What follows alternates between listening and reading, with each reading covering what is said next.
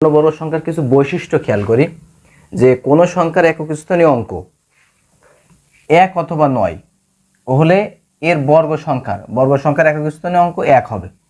তাহলে বর্গ সংখ্যার যে একক স্থানীয় অঙ্ক, দেখো বর্গ সংখ্যা এরকম একটা সংখ্যা যদি আমরা লিখি যে ধরো 81 মনে করো যে একটা সংখ্যা, দেখো এর একক স্থানীয় অঙ্ক কত আছে? 1 আছে। সেক্ষেত্রে দেখো যদি 9কে গুণ করি, দেখো 9 নং 81 হয়। আবার যদি 1-এর বর্গ করি 1 1 হয়। দেখো আরেকটা দেখো এরকম একটা সংখ্যা, মনে করো 361 একটা সংখ্যা।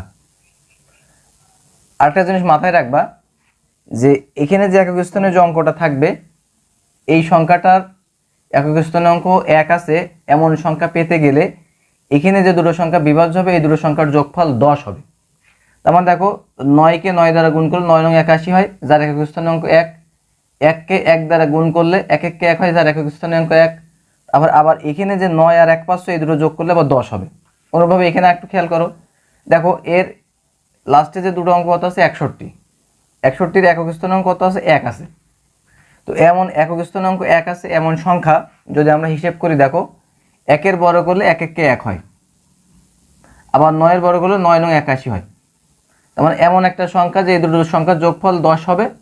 আবার এই দুটো সংখ্যাকে বর্গ করলে 9-এর বর্গ করলে 9 নং 81, যার একক স্থানাঙ্ক 1 হবে। 1-এর বর্গ করলে 1 1 1, যার একক স্থানাঙ্ক 1 হবে। ঠিক আছে, এটা বিষয়। তারপর দেখো কোন সংখ্যার একক স্থানীয় অঙ্ক 3 বা 7 হলে এর বর্গ সংখ্যার একক স্থানীয় অঙ্ক 9 হবে। যে বর্গ সংখ্যাটার একক স্থানীয় অঙ্ক 9 হবে। তো সেক্ষেত্রে আমরা দেখো খেয়াল করে কিভাবে করতে পারি যে 3 আছে অথবা 7 আছে এমন যে সংখ্যা 169 একটা সংখ্যা, এই সংখ্যাকে ভাঙতে হবে এমন একটা সংখ্যা দিয়ে যার সেই সংখ্যাটার গুণ করলে একক স্থানাঙ্ক 9 হবে।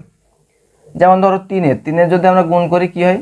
3কে যদি আমরা স্কোয়ার করি তাহলে 3 3 9 হয়, যার একক স্থানাঙ্ক 9। আর মনে করো 7কে যদি গুণ করি 7 7 49 হয়, যার একক স্থানাঙ্ক 9 হয়।